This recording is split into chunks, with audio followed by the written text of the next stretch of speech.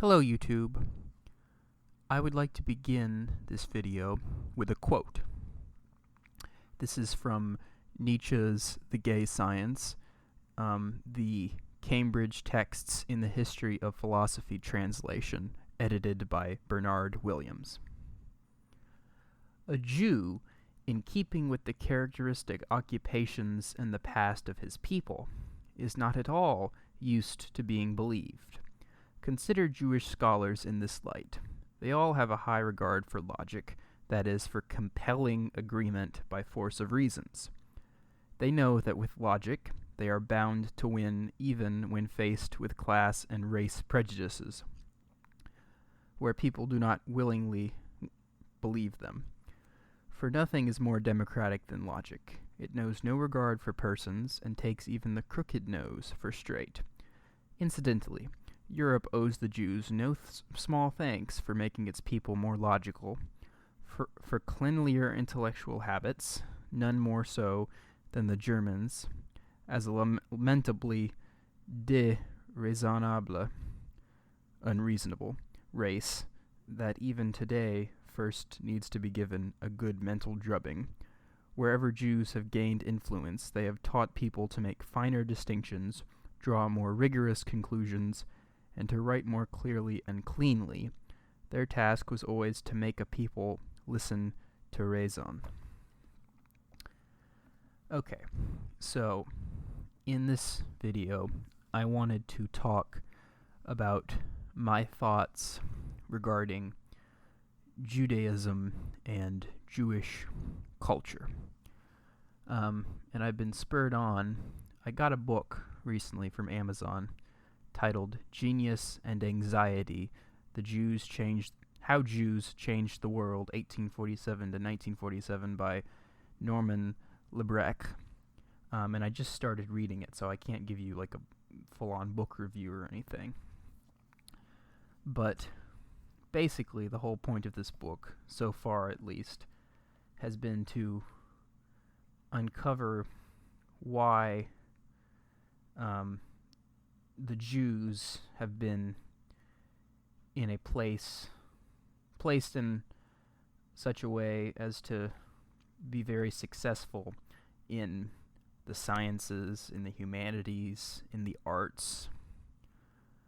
And he makes it clear in the introduction. He says, I don't think this is a biological phenomenon. I don't think Jews are, biologically superior to other peoples. He thinks it's cultural.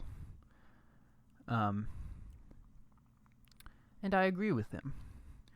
I think there really isn't a culture that has a greater reverence for learning than the Jewish culture.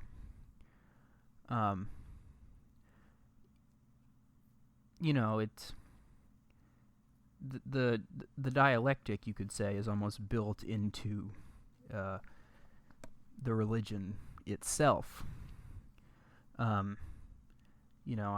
think the Talmud, for example, is like 70 volumes of just, different rabbis and Jewish scholars debating with each other about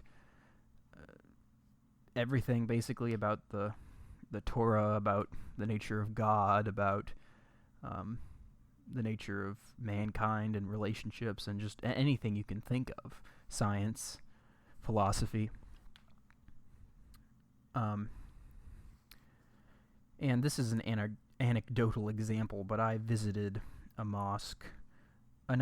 synagogue. I visited a synagogue not too long ago, and I had a very good conversation with the rabbi. He had originally gotten a degree in mathematics, I believe.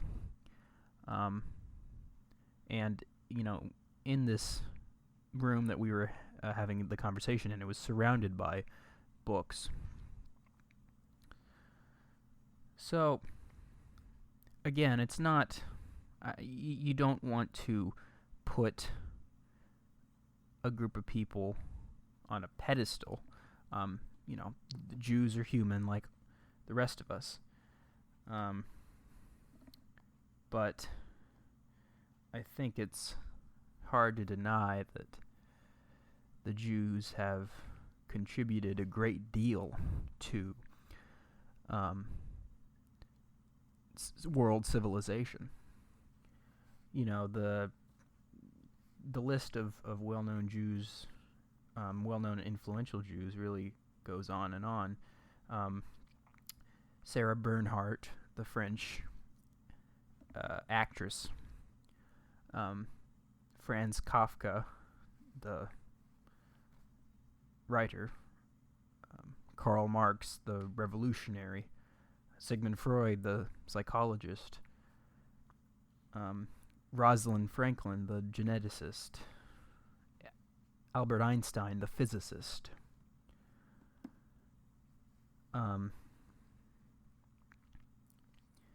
I would even go so far as to say that in some ways, Judaism is a religion that overcomes religion. Now, what do I mean by that? The majority of Jewish people aren't Orthodox. And I realize that this argument would greatly upset the Orthodox. But I think it's true.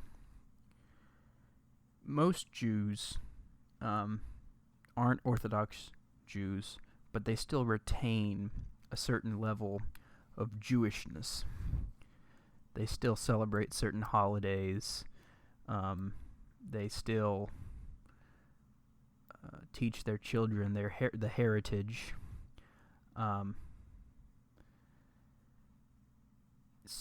So they still have this sense of community, a sense of personal identity. And it's quite interesting. You know, many of these famous Jews were devout atheists, and yet for some reason they still considered themselves to be Jewish, and other people considered them to be Jewish.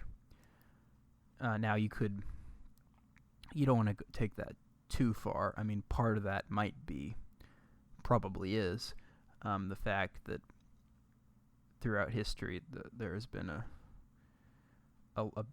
anti-Semitism has been a plague all across the world, and so even if someone didn't practice Judaism, if they were ethnically Jewish, they would still be seen as Jewish.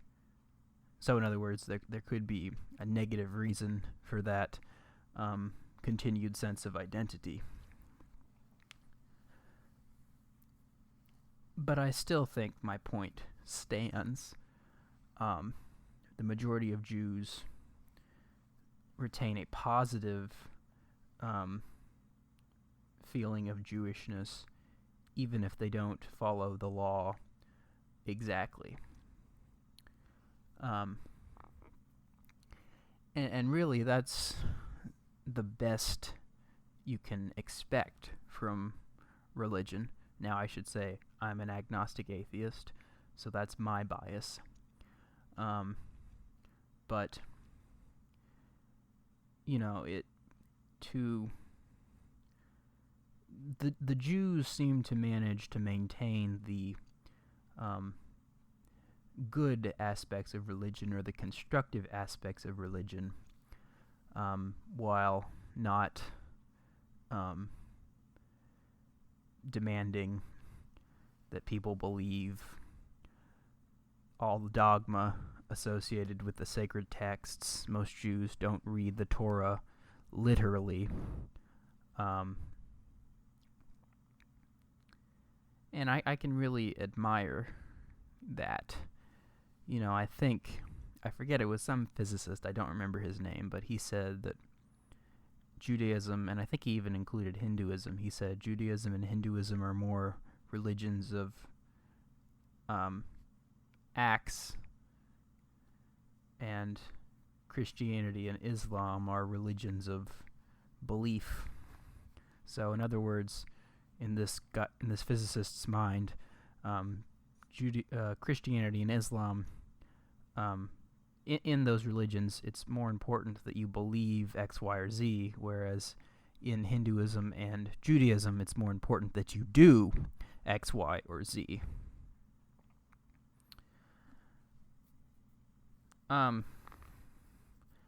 And so, as an agnostic atheist myself, I feel a certain gravitational pull towards Judaism as a cultural and intellectual playing field.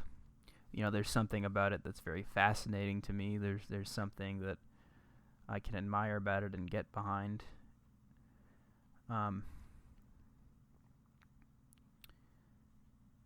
In a way that I don't think I can get behind Christianity, which is the religion of my ancestors, or Islam. This video, therefore, is slightly personal because, to a certain extent, I almost, or a part of me, I should say, has a desire to find a sense of community within the Jewish people. And I would consider myself a Philo-Semite. Now, I know that is slightly controversial, that term and that concept. I don't want to, again, I'm really trying to emphasize this. I'm not trying to say that, the Jews are some master race or something. There really is no such thing as superior or inferior races. And, going back to Orthodox Judaism, they are really separated from the arguments I'm making here. They don't agree or don't follow what I'm saying. They really do believe in certain, in the dogma of the Torah, and they take it seriously, and they are alarmed at the fact that many or most Jews do not listen to the dogma.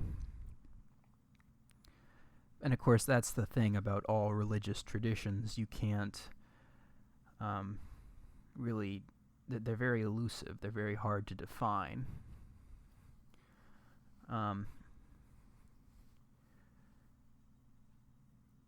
But even though someone like myself who isn't religious at all, I can almost yearn for the cultural aspect of Judaism.